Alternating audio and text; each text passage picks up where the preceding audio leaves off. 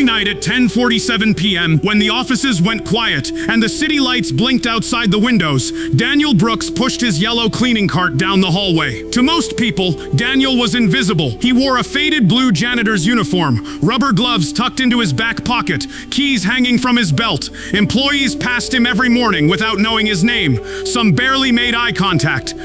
Daniel was 34 years old, a high school graduate, living paycheck to paycheck in a small studio apartment. His job paid just enough to survive, not enough to dream. But Daniel had a secret. Every night, after emptying trash cans and mopping floors, he stopped at one specific desk, the desk of the company's lead software engineer. The screens were usually still on, lines of code glowing softly in the dark. Daniel didn't understand everything at first, but he was curious. Years ago, Daniel had dreamed of becoming something more. Life didn't give him the chance. His father passed away early. College wasn't affordable. Bills came first. Dreams came later, if ever. But curiosity never left him. One night, Daniel searched on his old phone. What is coding? That search changed everything. He discovered free coding tutorials, YouTube videos, online forums, websites that taught programming from scratch. The language was foreign, confusing but exciting. Daniel made a decision. He would learn. Daniel's days were long. He worked night shifts from 6 p.m. to 3 a.m. When he got home, exhaustion hit hard. But instead of sleeping, he opened his laptop, a used one he bought secondhand. He studied for 2 hours every morning. HTML, CSS, JavaScript. At first, nothing made sense. His code broke constantly. Error messages mocked him. There were nights he wanted to quit. But Daniel remembered something his mother used to say.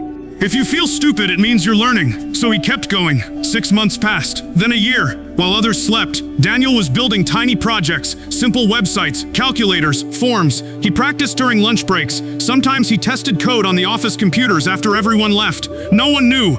One night, a manager caught Daniel using a work computer. Daniel, he said coldly, these machines aren't for personal use. Daniel apologized immediately. He expected to be fired, but instead, the manager paused. What were you doing? Daniel hesitated, then told the truth. I'm learning to code, he said. I want a better future. The manager nodded slowly. Just don't do it here again. Daniel walked away shaken, but motivated.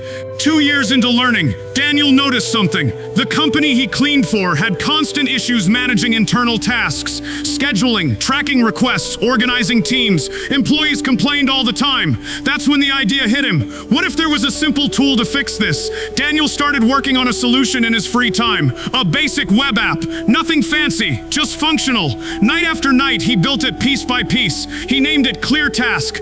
After months of development, Daniel did something terrifying. He emailed the company's HR department. Subject, internal tool that could improve workflow. He almost didn't hit send, but he did. A week later, he was called into a meeting, not to clean, but to present. His hands shook as he explained his app. He expected laughter. Instead, the room went silent. Then someone said, "Who built this?" Daniel swallowed. "I did." The company tested Clear Task for 1 month. Productivity improved. Complaints dropped. Managers noticed. Then came the question Daniel never expected. Would you consider selling this or working with us? Daniel didn't sell. He believed in something bigger. He quit his janitor job the same day. With savings, small freelance projects, and endless determination, Daniel officially launched Clear Task as a startup. The first year was brutal. No funding, rejections, doubt, but he kept improving the product. Then one client became 5 became 50. 3 years later, Clear Task served over 10,000 users. Daniel hired employees, developers, designers, marketers, and one day he walked into an office building, not with a mop, but as the CEO. Daniel didn't succeed because he was lucky. He succeeded because he refused to stay invisible.